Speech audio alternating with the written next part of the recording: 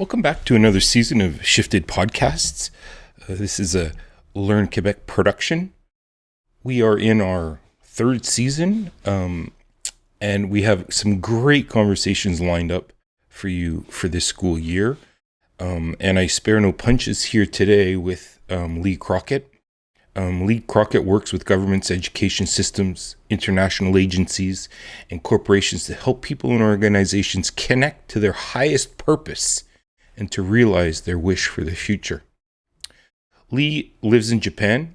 He practices Zen, and joyfully curious is the foundation of his approach to his work and his life. We got the opportunity to connect with Lee via his home in Japan, and we had a great first conversation of the school year. I hope you enjoy it. Here we are, back with another episode of ShiftED podcast.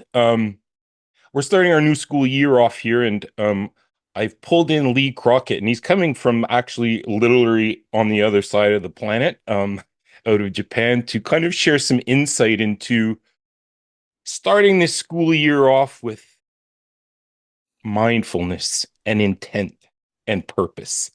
So Lee, thanks so much for joining me today. My pleasure. Lee, I was kind of getting ready for this, and I stumbled upon a little bit of your journey from the prairies of Canada to where you are now, Japan. Small town to, I guess, another small town in Japan as well. Could you fill in a little bit of that timeline? Like, how did you get from, growing up in the prairies and ending up where you are today? Well, growing up in the prairies is it's a special opportunity, I think, in Canada. It's not, growing up in a city is one thing. When you grow up in a country, in the countryside, you have a different sense of things. And certainly, growing up in a small area with a farm and that connection to nature, that connection to land, and just a different understanding of how things work. It's a much slower pace on a farm, and really, when you think of the ultimate in what mindfulness is, that's the Canadian farmer. That when we're business people or when we're teachers, we really try to manipulate the world, right? We very much try to twist things to our way. We try to get the kids to do what we want them to do, or try to get the clients to do what we want them to. But a farmer puts seed in the ground and then prays and just tends to the needs of the seed, and that's it. So that growing up in that way meant that, other than being in the prairies, I just didn't really feel comfortable in the city life, in the corporate life. It just didn't make sense to me. But certainly Japan has always spoken to me. And the first time that I arrived in Japan to visit, I knew right away. I had that feeling inside of my heart, like, oh, this is home. And I hadn't had that feeling for a long time. So, over successive years, I ended up getting to the point that I live here, and I live in the south of Japan, where the Zen temples were first. The first Zen temple is 800 meters from my home, and it's one of the places that I train and study. So, it's a special, unique opportunity, but it's in very much just like growing up in the prairies in many ways. Right. So fascinating. And kind of like continuing on that line of mindfulness, it's tough. It's hard to be mindful. I listened to one of your TED Talks where you were talking a little bit about that. Could you kind of like talk to us a little bit about what, in your opinion, mindfulness is, and how to get closer to, that kind of practice? Sure. When you living in Japan, there's obviously cultural differences, as you can imagine, and it's quite separate for us from how we live in the West. It's different. It appears in everything. It's in the day-to-day actions. It's in the language. Actually, it's really rooted in the language. In English or even in French, if we think of starting a sentence, the first thing we'll use is a personal pronoun. We'll either say I or you or he, or we'll identify the person, because the focus is very much in the West from me outwards, right? So I think you should do a podcast, Chris. So it's very much all about me, right? Now, Japanese language is completely opposite. We start with the subject, and then we move to the object, and then the last is the verb. So being in a subject, object, verb language where we only use personal pronouns if required for clarity, is very different. So I wouldn't say, I think you should go to school, or I am going to school. I would say school going, essentially, and I would very rarely say I. So the whole thing about I is a problem for us. Even something like the postal code, so in Canada, we start off with our street address, then the city, then the province, then the postal code, right? In Japan, it's completely opposite. So it's you start with a postal code, then you move to the province or the principality. Ken is the word. Right. I'm trying to think what it is in English, but same kind of thing. Province, then to the city, then to the street, and then to the number on the street. So the whole language, the whole culture is very much outside in, with in being the smallest, most unimportant thing. Do you understand? Yeah. So the importance of that is that when we start looking at mindfulness, and especially the way mindfulness is taught in the West, is very much about sit in your own little quiet Zen bubble, make a space around you, preferably put on some whale sounds, or and some candles, and then get angry every time something disturbs that space. So, the dog next door barked, "Oh, I'm so angry. You've interfered with my mindfulness," right? And so it's very much about separation. And that is inherent in our culture. It's very much about separating, comparing you, me, how are we different, keeping that separation. And so the mindfulness practice becomes about protecting me. But real mindfulness, and certainly the practice in Zen temples, is about removing the illusion of me. It's about really understanding that I as myself don't really exist, and I'm probably not that important if I did exist. If we're sitting down to eat dinner and we're eating the same food, how can you and I be separate from each other if once we've consumed that food and that food was grown somewhere, how could we be separate from that place? So mindfulness is really understanding that every thought, every action, everything you do impacts everyone else. And that there's really no ability for us to separate ourselves from others. And when you start to think that way, then the practice is very much about being responsible for your thoughts, because it's not just my actions that are impacting others. It's also my thoughts and my feelings. And how can I separate those thoughts, feelings, and actions? It's all the same, Yeah. So the mindfulness practice then is about, with that awareness, being responsible for what you put into the world, because it's going into everybody's consciousness. It's going into everybody's mind. And the practice is then not about being quiet and sitting still and listening to nothing. It's about not attaching to any of the thoughts that are popping up into your head. Sort of like sitting on the riverbank and watching leaves go by, We don't want to grab one and hang on to it. We just need to recognize that it's there and then allow it to flow away. And so mindfulness practice is that. It's not attaching to thoughts. It's not attaching to feelings. It's not attaching to what happened yesterday or what's supposed to happen this week. And for teachers, I can't think of anything more important than being able to breathe and relax and let go moment by moment. Absolutely. And most importantly, to understand that it's not about you. And really, Right. I think if I was to write a book about this, it would be called Life. It's not about you. Right. I said that many a times to a teacher. It's not about you. And kind of like connecting those. You were alluding to educators. What kinds of advice do you give to teachers when they're starting off a new year so that they are more mindful? Like, what are some strategies or techniques? Or I understand the idea of finding a space that's yours where you can kind of think for periods of time.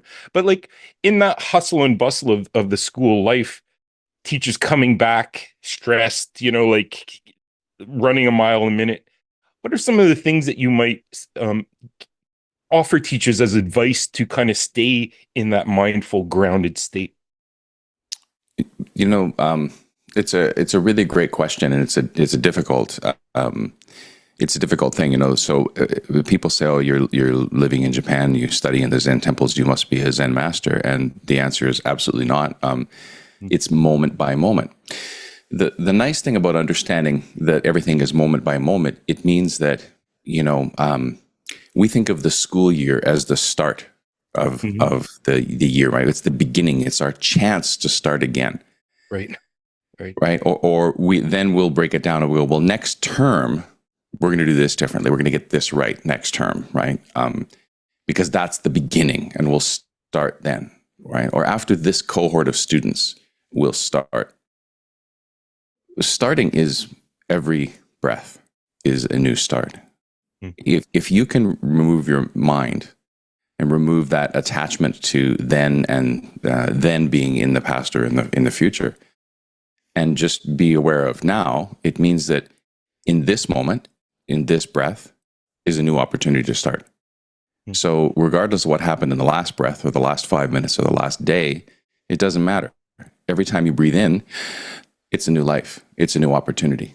So what will you do with that breath? How will you use that breath? Will you use it to say something? And if so, what is it that you'll say? Will you use it to calm yourself? What will you do? So the practice of just breathing and recognizing that every breath is a moment, an opportunity to start again, because that's really the smallest increment we can think of. Even though it's an instant in time, if we got down to quantum discussions, every instant is an opportunity to start again and to be present. So I would say, breathing is important, but you'll hear people say that all the time. Well, just breathe. Right. Well, what do you do when you breathe? Recognize that last breath is gone. And regardless of what you do, once you exhale, you can't get that breath back. It's done. It's gone. So what are you doing by focusing on the last one when there's one right in front of you? And it's the same for moments, if we think of moment by moment. So every moment is an opportunity to start again. And maybe it's an opportunity to say to students, you know what, I stuffed that up. Let's start again. It's an opportunity to do that. But I think one of the most important things that we need to do is to start the year not making it about us, but making it about learners. Right. And the best way to do that is to be quiet and to listen, to ask questions that are not questions that you're looking for a specific answer, but get to know people, get to know what they think. Look at whatever issues are happening in the world and bring those up and talk about them and express their opinions without any objective other than getting to know other people. And that's a wonder. And then hearing them, and really hearing who that person is and what they care about. Get to know your learners so that you can best serve them. That's really the way that I like to start every moment. I love that. And I think too often we don't take that chance to build those relationships right at the start. And kind of put aside all the other stuff and just like, let's get to know each other a bit. Show me who you are as a learner. Chris, that's a really interesting thing. I love what you just said, because you hear people say that all the time, not taking the time to build the relationship. Well, you built the relationship anyways. You just built a different one than the one you probably intended. Right. So it's like culture. Culture is everything that we think and say and do. And if it's everything we think, say, and we do, then we can't build culture. It already exists. So we can look to modify, right? So important to recognize you already built that relationship with those learners. The minute you walked into that room, you built that relationship. So how will you modify that relationship? That's moment by moment, right? Right. And do you think that those relationships are in continuous development, as kind of you were referring to the breath, that once it's out, you have a new one coming, that's similar to relationship building in the sense that it's always kind of finding its new things, its new growth, its new patterns that start to develop within those relationships? Exactly. I mean, all life is constantly changing. There's an understanding here in Zen practice that everything is imperfect, and including our practice, right? So it's like it's not perfect, it's imperfect, and if it's imperfect, then that means that it's probably going to change. So it's impermanent, right? So this whole concept of imperfection, impermanence, right? This whole understanding that everything's going to change and is changing constantly, is a really, really important thing for us to recognize. Nothing is permanent, and nothing is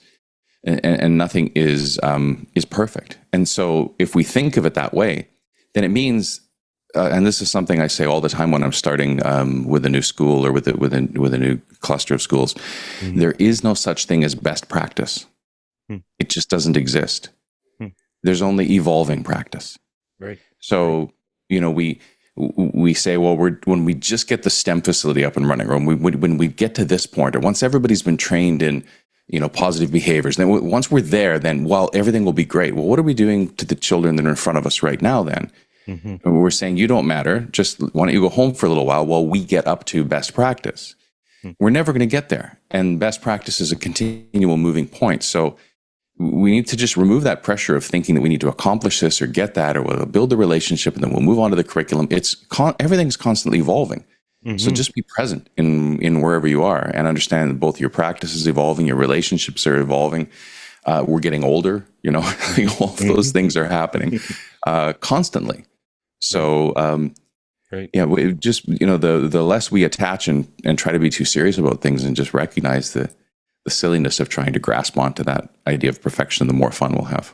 Yeah, no, I love that idea. It's interesting though. The psyche of our teachers at times is very counter to that, in the sense that they want a sense of control and have all the answers, and let me fill you with my knowledge, as opposed to building something together, or building a shared knowledge or learning experiences together. How do you talk to teachers about getting away from this idea that I have to be the conductor of learning, and where I can invite the audience to become the teachers as well, or the class, so that there's this collaborative learning, or learning is not just devoted to the teacher and I'm only receive? How do we kind of shake that out of teachers' psyche? It comes down to, again, it's not about you, right? Right. I'm sure that you've come across that moment where, and if you haven't, then let's imagine this moment where it's the middle of North America. So the school year starts in September. I always have to remind myself where I am.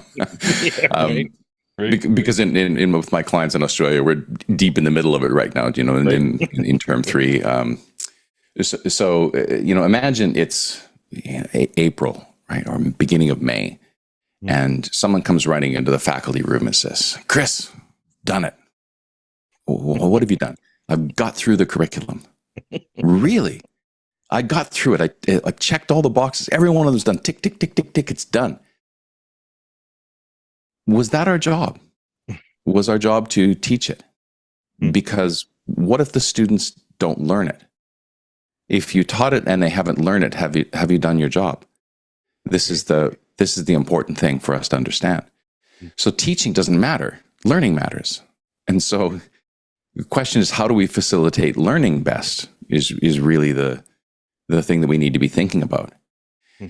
Learning doesn't best happen, and it doesn't happen by us. It's not our wisdom and our dumping of knowledge that makes a difference. If that was the case, Google put you out of business 20 years ago, because it can dump far more information in far more interesting ways than you and I can present it. So we have to come down to this fundamental understanding. If I ask you, who is responsible for the learning in your classroom or in your school? And I ask this question often, and there will be usually a debate around it that comes over, well, it's the teachers. Well, no, it's the parents. Well, no, it's the principal. No, it's the learners. And then someone will go, it's everybody. And I always love that. And we all go, yeah, it's everybody. and so then I'll respond with, okay, so if the learners fail, who gets fired? Everybody? Ultimately, but as soon as we put the word education into any sentence or question, we complicate it. We make it incredibly difficult. So if I just take that out and say, instead of who's responsible for the learning in your classroom and in your school, if I say who's responsible for the learning in your life, not one of us is going to say, well, it's everybody's job, right? Instantly, we recognize that, well, I'm responsible for the learning in my life. I'm the only one who can learn. No one can learn for me. So let's take the silliness out of that equation and recognize that learning happens inside of the individual. Doesn't happen inside of us. Happens inside of the individual learner. So how can we best facilitate that learning, and what's the learning model? And that's what's missing in most schools. Very few schools have a learning model. They typically have blocks of explicit instruction broken down into 30, 40, or 50-minute chunks of time. And explicit instruction is largely just a pedagogy of oppression. But, what's the learning model? And understanding the difference between learning model, learning theory, teaching model, instructional model, and then pedagogy. How are those things different, and which one do we have? A learning model is what a school needs. And that means it needs to be centered around building the capacity in the learners to gain and to maintain and to self-direct ultimately. That's really what we need to accomplish in school. So, for teachers to relax, it's building that fundamental understanding that learning happens inside of the learner, and regardless of what our external input is. So how can we best facilitate that in each individual learner really becomes the question. Right. I love how you framed that too, that it has to come internally. You can't make somebody learn, or you'll teach till you're blue in the face. It reminds me too of, I was looking through some of your literature, your books, and you had the excellence in learning, teaching, and leading based on your core principles that were excellence in action, genuine engagement, and fluid agility. Could you touch on a few of those as it applies to, the learning process and having that as an internal, like, it comes from within? Like, how do you implement those three cores, or look at those three cores as an educator might? Yeah. So, when I look at, what you're talking about is actually what I say are our core values in how we, in my, mission and values about how we go about everything. Right. When it comes to a culture of excellence, there's 6 aspects of what excellence looks like, regardless of whether those are in teaching or in learning or in leading.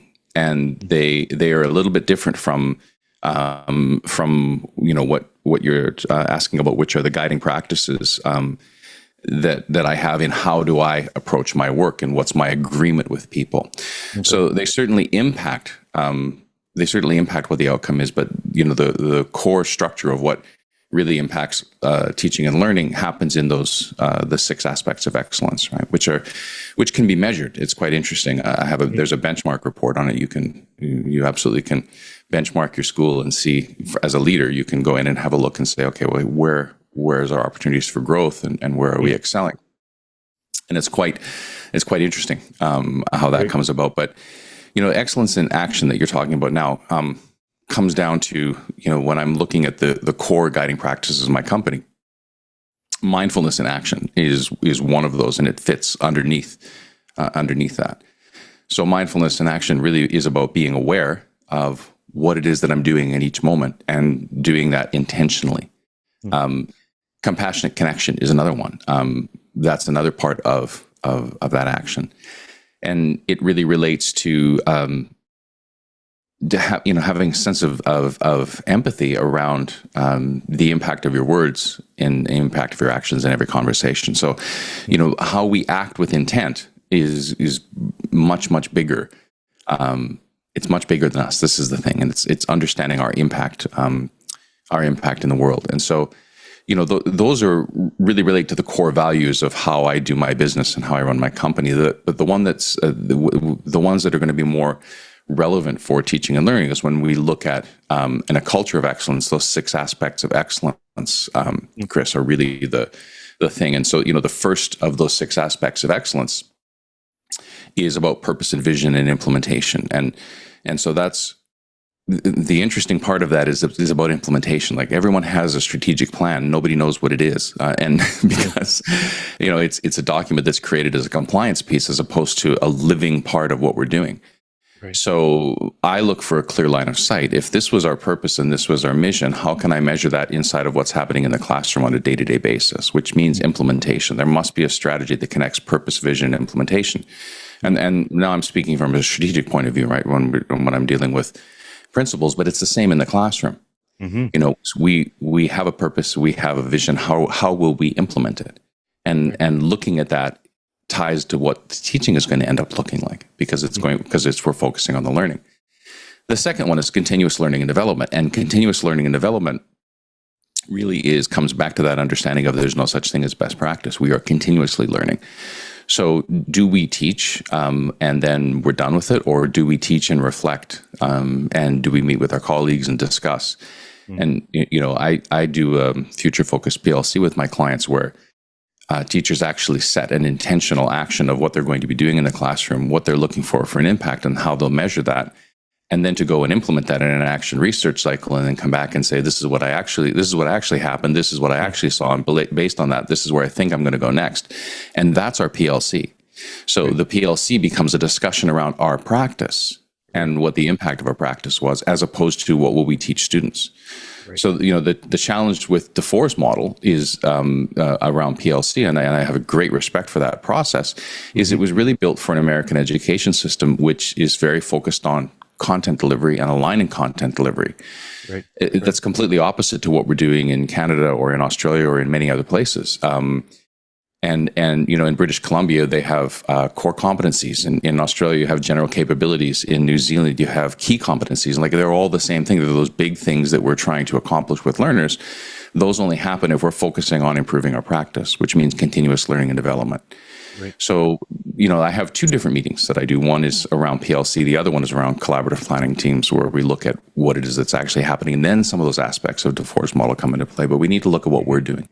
Right. So the third of the 6 aspects of excellence is achievement and well-being, and really understanding that to achieve, we need to be well, and that there's a connection between the two. Right. So how can we foster achievement to encourage well-being, and how can we foster well-being to encourage achievement? And tying them together is really important. Empowerment and agency also is important, both for teachers and for learners. If we want to create functional independent learners, we have to give them the opportunity to be in control, to empower themselves and to have agency, but we need to do the same thing with teachers as well. The last two are really about community engagement, community and stakeholder engagement, and then the most important one in this whole thing, I think, is about efficiency and adaptability. So we need to be able to be willing to pivot on a moment's notice. Nothing goes according to plan. And if COVID taught us nothing, it's that a 5-year plan means nothing, because you never know what's going to happen. So we need to have an idea where we're going, but then pivot moment to moment.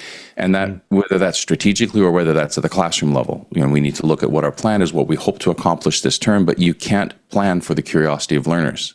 And so you have to be willing to adapt and to be efficient, and to do things in a way that allows us to align to what the needs are for learning. Absolutely.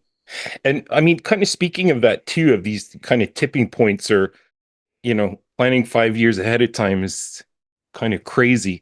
Like, we've had this dawn of artificial intelligence. It's kind of started to seep in. What's your take on that? Like, how do you align yourself with this? I mean, we just get constant, you know, requests and asked about how do we use it? How do we integrate it? How can we expose our students to it? And it's still kind of this mystery, but speaking kind of within the context of how you coach, where do you see the AI coming into the whole education sphere? So that it helps rather than hinders. I think the capacity for it to actually hinder is very small. I think that we are attempting to create a fear illusion around it, the same as we did around the internet. I can remember going into schools where the internet was whitelisted, and you know, it's so, and it's you know what, it's happening again. We're back to that again, where where I say to a client, okay, I'll just get you to go to this page on my website. And they go, well, hang on a second, I can't access your website. And, well, why is that? Oh, I've got to talk to the IT department to get them to unblock your website. How did we get to a place where we have to submit a form to say, this is the URL I'm going to use between 2 and 2:30 on Thursday. This is my intention for using that URL, and I'd like permission for it to be opened for that 30-minute period of time. What the heck are we doing? Like what? And we do it under the guise of, we're protecting children. Right. Well, the same children that just take that one little switch on their phones and go, disconnect from school Wi-Fi, and now I have the real internet. I don't need your filtered, watered down version of it anymore. And we had this conversation 25 years ago. Yep. So we're doing the same thing with AI. Yep. The reason that people don't want the internet available in classrooms is because they want to control the knowledge and the content. And what we said back then, and you'll remember, Chris, we had these conversations in the 90s. Absolutely. If you're asking questions that can be answered by Google, you're not asking the right questions, right?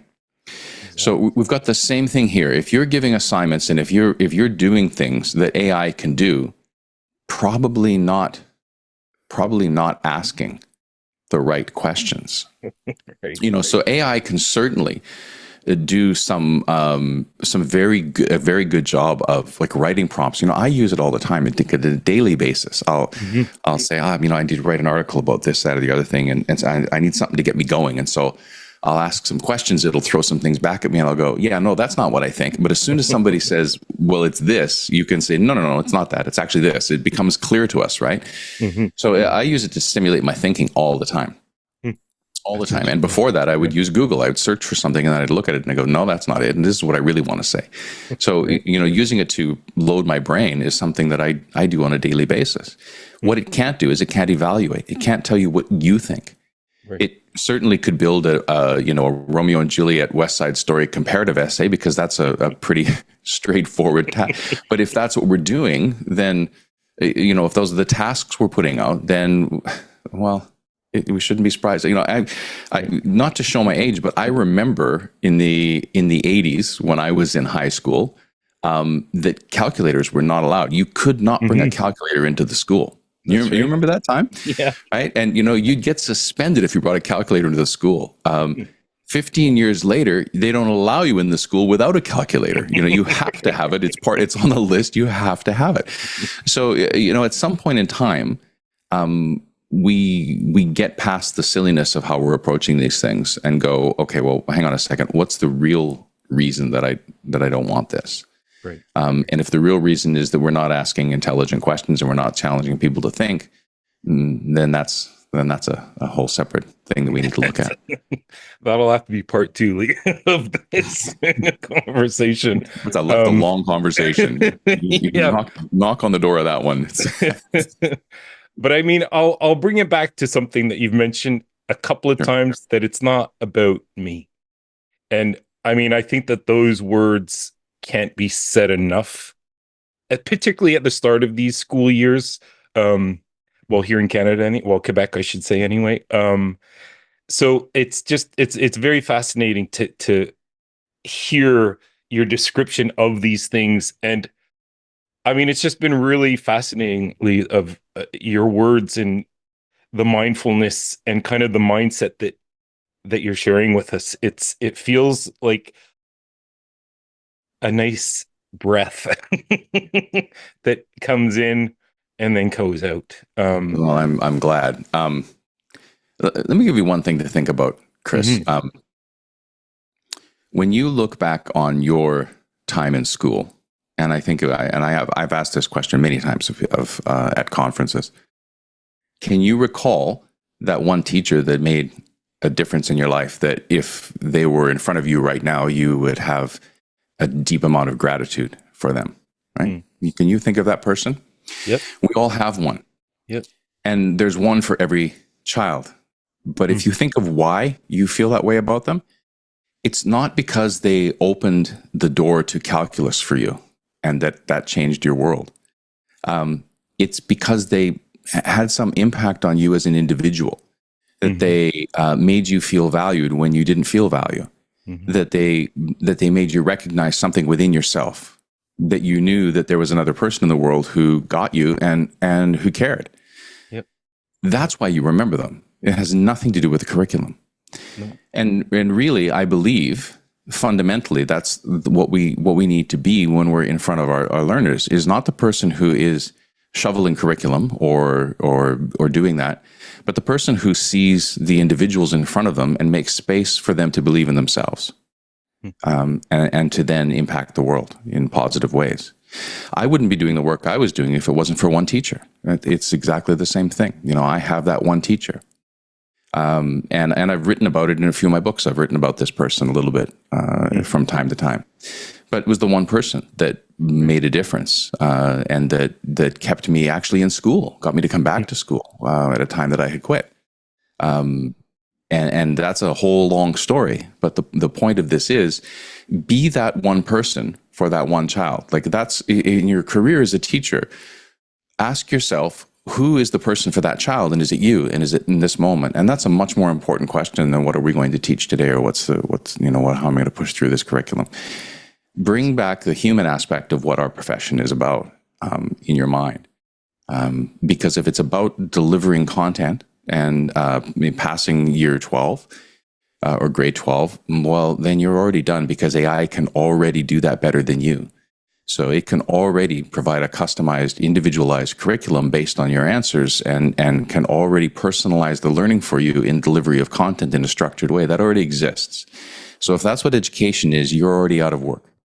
So why do we have a public education system? Because it's about cultivating the next generation of Canadian citizens. That's why. It's about human beings. Mm-hmm. So remember that's moment by moment the most important thing. I love that question. I'm going to use that next workshop to get thought to happen. That's really cool. Well, Lee, this has been really outstanding. I want to really, really thank you for taking some time out of your day to come and just share some insight. I feel inspired and ready to go. So thank Wonderful. you for that. I really You're appreciate welcome. your time. And well, I hope to see you again one time. Yeah, reach out to me anytime. Anybody who wants to look at what it is I'm doing can just, have a look at the cultureofexcellence.net and see it. I'm open to questions and comments from anybody. So amazing. I'll put all of your website in the comment section so people can get to it easily. Great. Yeah, anybody wants to reach out, I'm always happy to hear. Amazing. Well, thanks, Lee. And I wish you, I guess it's a great day on your end. You're just starting your day? Just starting the day. Yeah. Awesome. Thank you. Well, have a good one. And thanks again so much. All right. Bye-bye.